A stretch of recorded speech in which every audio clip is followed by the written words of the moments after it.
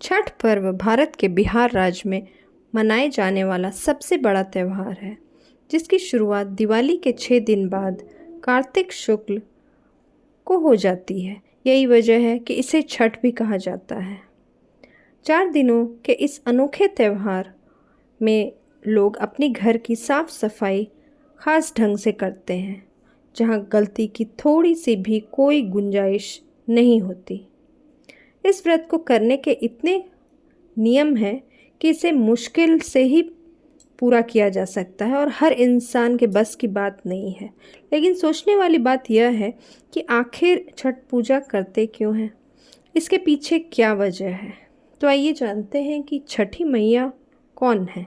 छठी मैया भगवान सूर्य देव की बहन है। छठी मैया को सभी बच्चों की रक्षा करने वाली देवी के रूप में पूजा जाता है। उनकी पूजा और व्रत करने वालों लोगों के संतान की लंबी उम्र होती है। मार्कंडेय पुराण के अनुसार इस बात का जिक्र मिलता है कि छठी मैया प्रकृति की अधिष्ठात्री माता हैं, जिन्होंने अपने आप को 6 भागों में विभाजित किया है। उनके छठे अंश को सर्वश्रेष्ठ मातृदेवी के रूप में पूजा जाता है। उनको संतान सुख का सौभाग्य प्रदान करने वाली माता या देवी माना गया है। जब बच्चे के जन्म के 6ठे दिन उसका छठी मनाई जाती है, तब इन्हीं देवी का स्मरण किया जाता है और इनकी कृपा से न सिर्फ बच्चों को हर तरह की सुख सुविधाएं मिलती हैं, बल्कि उसके जीवन में आने वाली परेशानियों का अपने आप ही निवारण हो जाता है। कहते हैं कि पुराणों में इन्हीं देवी का नाम कात्यायनी देवी बताया गया है, जिनकी नवरात्रि के 6ठे दिन पूजा की जाती है। छठ के व्रत की कहानी बहुत समय पहले की बात है कि प्रियव्रत नाम के एक राजा हुआ करते थे। उनकी पत्नी का नाम मालिनी था। राजा रानी को धन दौलत किसी भी चीज़ की कोई कमी नहीं थी, लेकिन दुख था तो सिर्फ एक बात का कि दोनों की कोई संतान नहीं थी। संतान प्राप्ति की इच्छा से राजा रानी ने महर्षि कश्यप की मदद से पुत्रेय यज्ञ करवाया। सच्चे मन से किया गया यज्ञ फल स्वरूप रानी कुछ समय बाद गर्भवती हो जाती है।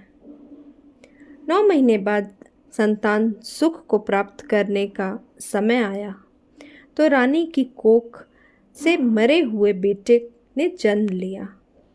इस बात का पता चलने पर रानी तो बेहोश हो गई, साथ ही राजा को भी बहुत दुख हुआ। संतान शोक में उन्होंने आत्महत्या का मन बना लिया, लेकिन जैसे ही राजा ने अपने प्राण त्यागने की कोशिश की, वैसे ही उनके सामने एक सुंदर देवी माँ प्रकट हुई। देवी ने राजा प्रियव्रत को कहा, मैं षष्ठी देवी हूँ। मैं सभी लोगों को पुत्र का सौभाग्य प्रदान करती हूँ। इसके साथ ही जो सच्चे मन से मेरी पूजा करता है, मैं उसके सभी तरह की इच्छाएं पूर्ण करती हूँ। अगर तुम मेरी पूजा करोगे तो मैं तुम्हें पुत्र रत्न का वरदान दूंगी। देवी की बात सुनकर राजा ने उनकी आज्ञा का पालन किया, जिससे उसके बाद राजा और उसकी पत्नी ने कार्तिक शुक्ल की षष्ठी तिथि के दिन देवी षष्ठी की पूरे विधि विधान से पूजा की। इस पूजा से फल स्वरूप उन्हें एक सुंदर पुत्र की प्राप्ति हुई। तभी से हर कोई पुत्र पाने के लिए यह छठ का पावन त्यौहार मनाता है। अब इस छठ का कर्ण से क्या संबंध है? जैसा कि सब जानते हैं कि महाभारत काल में कुंती पुत्र कर्ण को दानवीर कहा जाता था। कर्ण केवल देवी कुंती के ही नहीं, बल्कि सूर्यदेव के भी पुत्र थे। सूर्यदेव के अपने पुत्र कर्ण पर खास कृपा थी और कर्ण भी हर रोज प्रातःकाल उठकर अपने पिता सूर्यदेव को अर्घ दिया करते थे। तभी से एक त्योहार के रूप में सूर्य अर्घ की परंपरा की शुरुआत हुई। इसके साथ ही कुंती और द्रौपदी के व्रत को भी रखने का जिक्र ग्रंथों में मिलता है। ऐसा कहा जाता है कि जब पांडव अपना सारा राजपाट कौरवों से जुए में हार गए, तब द्रौपदी ने छठ व्रत रखा, जिस वजह से उन्हें सारा हारा हुआ राजपाट वापस मिल गया। श्री राम और माता सीता ने भी यह उपवास रखा। वाल्मीकि रामायण के अनुसार जब भगवान श्री राम 14 वर्ष के वनवास के बाद अयोध्या लौटे, तो रावण वध के पाप से आज़ाद होने के लिए ऋषि मुनियों के कहने पर राजयज्ञ सूर्य करने का फैसला किया गया, जिसके लिए मुद्गल ऋषियों को आमंत्रित किया गया। मुद्गल ऋषि ने प्रभु राम और देवी सीता को अपने ही आश्रम में आने का आदेश दिया। आदेश पर वे दोनों स्वयं वहां पहुंचे और उन्हें छठ पूजा के बारे में ऋषिवर ने बताया, जिसके बाद मुद्गल ऋषि ने देवी सीता को गंगा जल छिड़क कर पवित्र किया और कार्तिक मास के शुक्ल पक्ष की षष्ठी तिथि को सूर्य देव की पूजा करने का आदेश दिया। यहीं रहकर देवी सीता ने 6 दिनों तक भगवान सूर्य की पूजा की और ऐसी मान्यता है कि माता ने यहाँ 6 दिनों तक रुककर षष्ठी पूजा पूरी की और वहाँ आज भी उनके पद चिन्ह मौजूद हैं, जो कि बिहार के मुंगेर जिले में स्थित है। वहीं पे लोगों ने उनका सीता चरण मंदिर के नाम से एक मंदिर बनवाया। यह मंदिर हर साल गंगा की धार में डूबता है और फिर सीता माता के पद चिन्हों वाला पत्थर भी गंगा नदी में डूबा रहता है। इतने साल गुजर जाने के बाद भी वह पद चिन्ह आज तक धूमिल नहीं हुआ। भक्तों की इस मंदिर के प्रति गहरी आस्था है और लोग दूर दूर से छठ पूजा करने इस मंदिर में आते हैं और यहाँ माथा टेकते हैं। कहा जाता है कि आने वाले भक्तों की हर इच्छा यहाँ पूरी होती है। इसके अलावा यह भी माना जाता है कि भगवान श्री राम सूर्यवंशी कुल के राजा थे और उनके आराध्य एवं कुल देवता भगवान सूर्य ही थे। इसी वजह से राम राज्य की स्थापना से पहले प्रभु श्री राम ने देवी सीता के साथ कार्तिक शुक्ल षष्ठी के दिन छठ का व्रत मनाते हुए सूर्य देव की पूजा पूरे विधि विधान से। छठ पूजा का इतना महत्व क्यों है?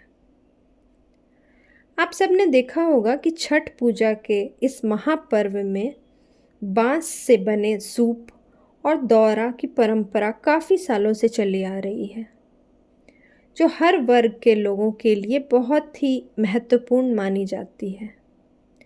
वहीं छठ पूजा में सूर्य देव की पूजा होती है, इसलिए उनकी पूजा में पीतल के बर्तन का इस्तेमाल खास तौर पर किया जाता है।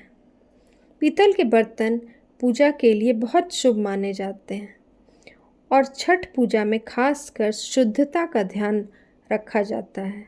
यही वजह है कि छठ पूजा में पीतल के बर्तन का इस्तेमाल किया जाता है। कहते हैं कि छठ पूजा में भगवान सूर्य को प्रसन्न करने के लिए पीतल के बर्तन को उपयोग में लाया जाता है। ऐसा करने से भक्तों की सारी मनोकामनाएं पूर्ण हो जाती हैं और मान सम्मान बना रहता है। अगर ज्योतिष शास्त्र की माने तो पीतल के बर्तन का संबंध बृहस्पति ग्रह से है। अगर आपकी कुंडली में बृहस्पति ग्रह कमज़ोर है तो इसे मजबूत करने के लिए पीतल बर्तन से ही छठ पूजा की जाती है। सूर्य देव को अर्घ दिया जाता है, जिससे कि आपको लाभ मिलता है। छठ पूजा में किन वस्तुओं का इस्तेमाल किया जाता है? छठ पूजा में बांस की टोकरी, सूप, नारियल, अक्षत, दीप, सिंदूर, धूप, नए वस्त्र, थाली, लोटा, कुमकुम, मौसम के हिसाब से फल, मिट्टी या पीतल के कलश, पान, सुपारी आदि वस्तुओं का इस्तेमाल किया जाता है। अगर ये सारी चीज़ें छठ पूजा में नहीं होंगी तो यह पूजा पूरी नहीं मानी जाती। अगर इस विधि से छठ पूजा की जाए तो सबसे पहले ब्रह्म मुहूर्त में उठकर स्नान आदि करके भगवान सूर्य और छठी मैया को याद करते हुए व्रत का संकल्प लेते हुए इस दिन व्रत रखने वाली महिलाओं को कुछ भी अन्न ग्रहण नहीं करना होता है, निर्जला व्रत रखना होता है। और उसके बाद सूर्यास्त के समय थोड़ी पहले घाट पर जाकर वहाँ स्नान करके और ढलते हुए सूर्य को पूरी निष्ठा के साथ अर्घ देते हुए पूजा की जाती है। और ऐसा माना जाता है कि ऐसा करने से सूर्य देव आपकी इच्छा पूरी करते हैं। सूर्य को अर्घ देकर सूप का इस्तेमाल कर सकते हैं। वैसे अगर आपके पास सूप नहीं है तो बांस या पीतल की टोकरी का भी इस्तेमाल किया जाता है। अर्घ देने के लिए फल, फूल, गन्ने और पकवान आदि सारी भोजने और पूजन सामग्री को जो मैंने पहले बताया उसे सब इकट्ठा करके सूप में रखना ज़रूरी होता है। सूप या टोकरी पर सिंदूर भी लगाना होता है। इसके साथ ही निर्जला व्रत करने के बाद अगले दिन सुबह उगते हुए सूर्य को जल अर्पित करके सुबह की सूर्य को अर्घ देते समय अपनी इच्छाओं को मन ही मन बताना चाहिए और ऐसा करने से आप उनका आशीर्वाद लेकर छठ पूजा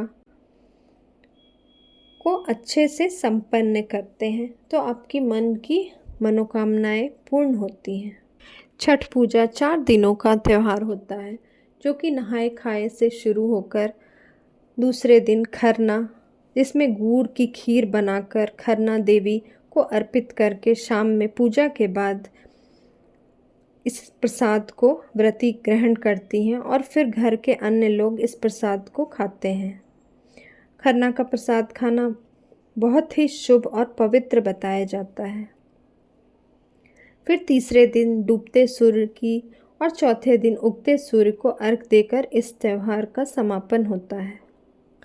मान्यताओं के अनुसार छठ पर्व के दौरान छठी मैया को प्रसन्न करने के लिए जो महिलाएं इन कठिन नियमों का अच्छे से पालन करती हैं उसे छठी मैया का आशीर्वाद ज़रूर मिलता है, जिससे चलकर उसे अखंड सौभाग्यवती होने का वरदान मिलता है और साथ ही संतान की लंबी उम्र का भी वरदान मिलता है।